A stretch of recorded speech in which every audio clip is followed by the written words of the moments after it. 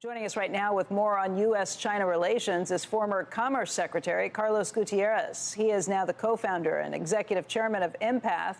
And Carlos, let's just talk about where things stand. How would you gauge, or how would you describe the relationship between the United States and China right now? Well, I think right now it's sort of rock bottom.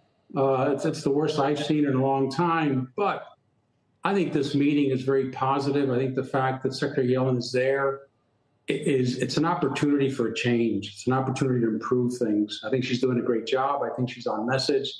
The issue, of course, is what happens after the meeting and what takes place here in D.C.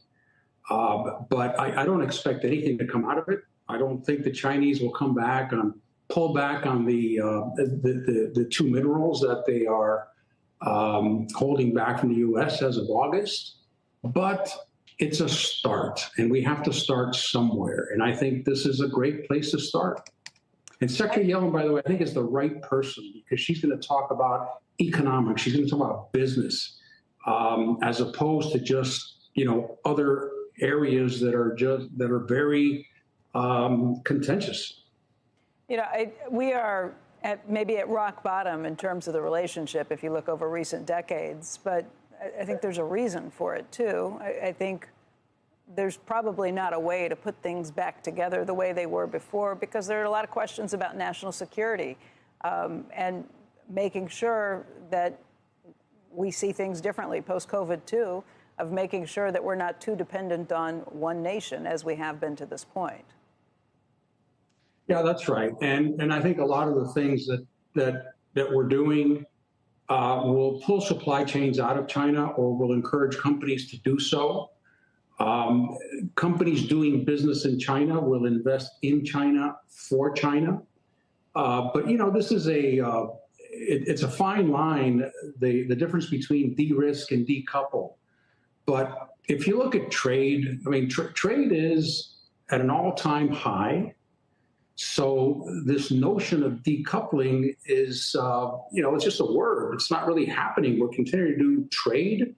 Perhaps foreign investment has suffered somewhat, but the linkage between the U.S. and China continues, no matter what anyone says. Yeah, Carlos, I think in a world where you can dictate how other countries act, we wouldn't want to be engaging with China. But in a world where we have to buy oil from Saudi Arabia and where we have to deal with, even have to talk to Iran. So I understand your point, but at the same time you were saying that, it's like a Rorschach test. There was a whole contingent of people saying this appeasement is awful that we're seeing with Yellen going over there and making nice with these guys that send spy balloons and that are buying up farmland and that, covered up what happened at the Wuhan lab and all this stuff. You saw those comments, right? You totally embrace it. Other people are saying this sets a horrible, it looks horrible that we're acting like business as usual as they try to eat our lunch across the board.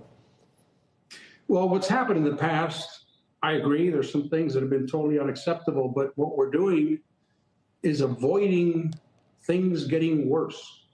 Hopefully. And I think that's what the world needs to be worried about. There's so much talk about Taiwan. I have heard statements that the Chinese will go into Taiwan since 1997 and 2007, and now it's going to be sometime between 2025 and 2049. That kind of rhetoric just sparks more contention. It's interesting, but China has been very clear that it will only attack, or it will attack Taiwan, it will go in if there is a foreign military presence in Taiwan and if Taiwan declares independence. Those are the two reasons. And that, by the way, is the number one concern of U.S. businesses in China, at least in discussions and roundtables. That's what people bring up. That's what could really derail their investments in China. And so Secretary Yellen goes and she'll have a very good meeting, or she'll have some good, honest, constructive discussions. But when she comes back, what happens in Congress? Will someone try to pass a Taiwan independence bill in Congress? So Secretary Yellen, she has a limit as to what she can do. There's so many different stakeholders, but I think it's for the world's interest, and I don't think it's appeasement to try to avoid military conflict with China. We can deal with chips, we can have an arrangement, we can have a treaty, but I don't think anyone wants war.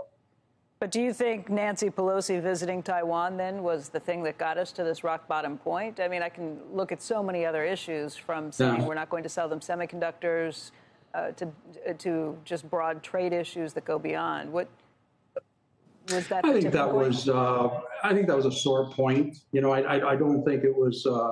It had huge implications. It was, you know, they saw it as symbolism, but obviously they didn't like it. But those are the types of things that you just have to wonder, why do we do that? If we're trying to create peace, if we're trying to avoid a military conflict, we should be ready to fight with China on chips, on trade, on business, on anything except going to war. And I find it hard to comprehend why there are those who don't dismiss the idea of war and just take it off the table.